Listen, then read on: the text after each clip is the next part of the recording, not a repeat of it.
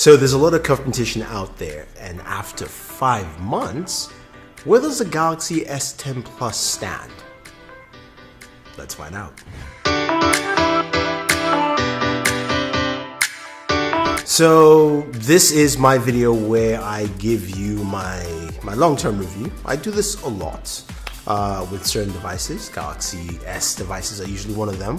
And I'm taking a look at the Galaxy S10 Plus in 5 months. I got this device from Samsung on February 20th. So when you're watching this, it'll be about 5 months or even more.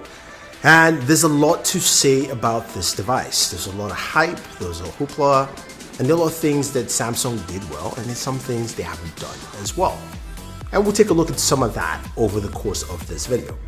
Now, when you're talking about specs, of course the Galaxy S line doesn't falter, and the S10 Plus really packs in everything you can expect.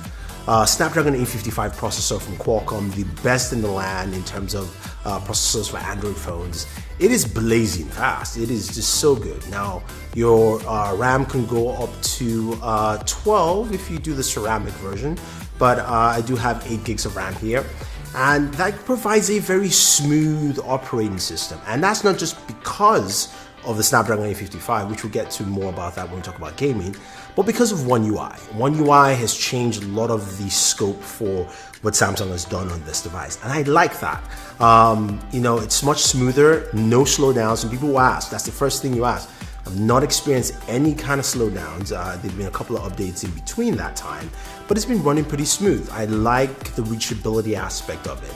I also like the fact that it's got a dark mode, something that Android itself is going to be having officially, I believe, in the next version of Android. It's already here. So I like that it's in this device and it's with One UI, and they've made things just a little bit easier just to access. Just the fact that most options are on the bottom, it's much better for a lot of people. Now I've got big hands, so for me, it's fine, but it's also an easier process, right? So I like that. Now, going back to that processor, Snapdragon 855, gaming on this is really good. You guys can check out our gaming videos. We did 2. We did a general one, we did a PUBG one. You guys will probably laugh at me, of course, as usual. I'm terrible at PUBG or mobile gaming and any shooter on mobile, really. But that's not the point. The point is it ran really well. The cooling also handled pretty well. The standard 95 degrees Fahrenheit in terms of cooling. But it just is this very smooth process, and over the last couple of months, it's handled that as well. Now, the things I like about the device kind of stems around some of my own usability. Gaming on here, which I do, from time to time, gives me a very smooth operating. The speakers, which I've started to use more and more. I find myself using the speakers more because they are loud and they are clear. And that's the big thing. You can check out our speaker tests. We've done a couple of speaker tests involving the Galaxy S10 Plus. They hit about 108 decibels. They're also clear, and you've got Dolby Atmos built in. So you've got something that's really robust and clean sound. Plus, there's a headphone jack. That's something that is missing a lot nowadays. And that headphone jack provides you with a really solid DAC. Now, it's not up to the LG G8 or V50. That quad DAC in there is something supremely entirely. And hopefully I would like to see Samsung include that. If you're going to give me a premium model, especially even if I'm going to that 12 gigs of RAM version, add something like that in there. I think that's just really nice. So hopefully we see some of that, but I really doubt it.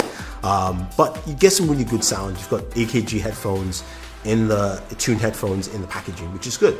Now, Samsung of course introduced the Galaxy Buds, and using the buds with the Galaxy S10 Plus is great. Quick connectivity access, those kind of things work out really well. Now, there's a triple camera setup at the back. I like the camera. I don't love it. I used to love Samsung cameras a lot because Samsung cameras have taken a slight step back. When I mean slight step, to me it's third, after the Huawei P30 Pro, the Pixel 3, and then you got the Samsung camera. In terms of video on Android, I think it's the best. In terms of video quality, you've got the steady video or steady shot, I believe. Not steady shot, it's Sony.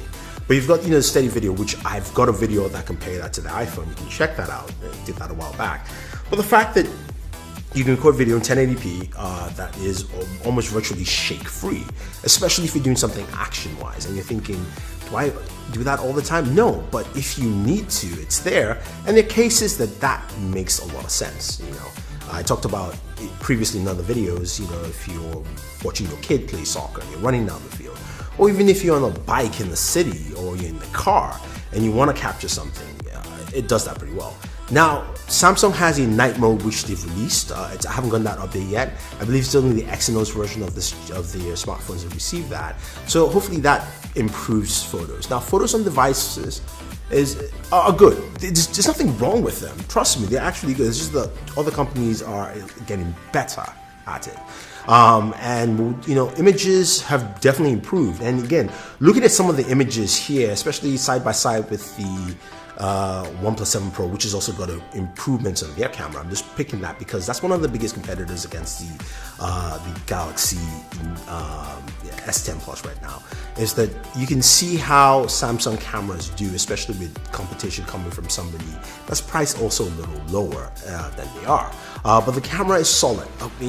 In terms of low light shots, you can see that comparison there. You see where it stands. I like it. I still think the night mode would take this to the next level. Hopefully we see that with the Note 10. But when it comes to daylight shots, they look really good. The wide angle lens is the widest of any camera, and I do like the Instagram integration into the app. It makes things easier because at least you get a better experience than the Instagram camera app itself. So those things are there. A 4,000 milliamp battery. Now that has given really good battery life. Now I know a lot of people who've talked about that, and for me, I'm a super power user, so I drain my batteries for most of my devices a lot. The only device I haven't done that effectively is the Huawei P30 or the Huawei Mate 20. But for me, the battery life has been good. But in this video, I wanted to interject some other opinion other than mine from a good friend of mine, Mr. Danny Wingett, and he'll tell you what he thinks about battery and also his own general experience using the Galaxy S10 Plus over 4 or 5 months. What's up everybody, this is Danny. Thank you E for having me, and let's talk extended use with the Galaxy S10 Plus. And I don't really say this much about phones, but basically my thoughts when I first got the Galaxy S10 Plus is pretty much the same thoughts that I have now. Using this phone for probably over 3 months now, it still has remained fairly quick with the Snapdragon 855. I've had no issues with performance. The screen is still incredible. It's actually gotten quite a bit of software updates too in the last 3 or 4 months, which is really, really nice. Improvements to the camera, performance, and things like that. But the hardware is held up very well. The camera is still one of the best on the market, and I think that this phone, I could still recommend it even in this mid-cycle, especially with some of the price drops that are happening right now, that this is probably still one of the better phones to get.